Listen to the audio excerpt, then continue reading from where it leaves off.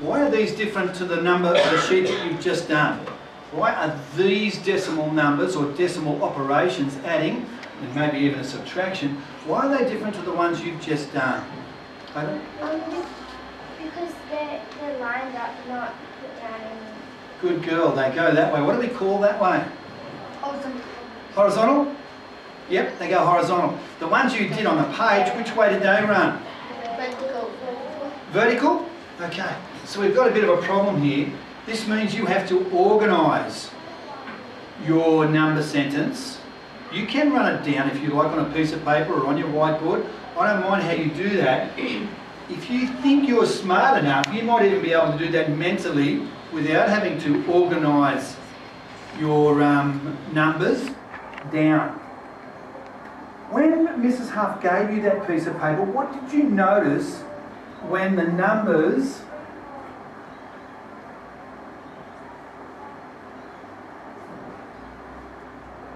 What did you notice about the decimal point when you arranged, or when Mrs. Huff arranged those last number sentences for you? What's something that was consistent about the decimal point that happened all the time? Sorry, Colby, you have a go. They were in a line. Perfect. They have to be directly under each other.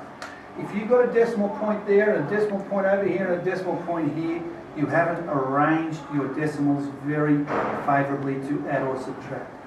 Keep them in a straight line down. So that's if you want to rearrange these, make sure your decimal point is under your decimal point. Understand?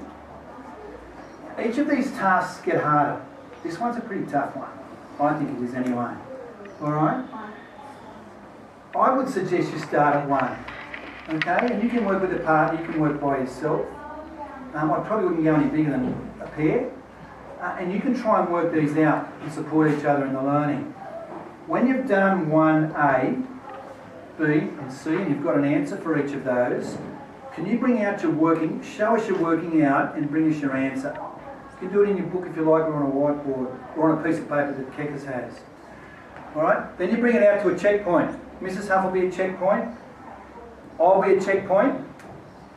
Kekas, we might leave you as a service centre. That means if someone's having trouble at some point, after the initial 10 minutes, we might send you to Mrs. McKechnie and she can help you learn whatever area you're at. If you're having trouble at 1, Mrs. McKechnie will help you a little with that. And then you can go back to your desk and have a go at it again and bring it out to a checkpoint. I think Aidan, Mrs. Huff has directed you as a checkpoint. You'll be checkpoint 1, so when I call you, you might go to a chair just over there. You can do your work up till that point though. Alright? Jake, I think she picked you as checkpoint 2. Alright, so when I call checkpoint 2, you can grab a chair and sit over here perhaps.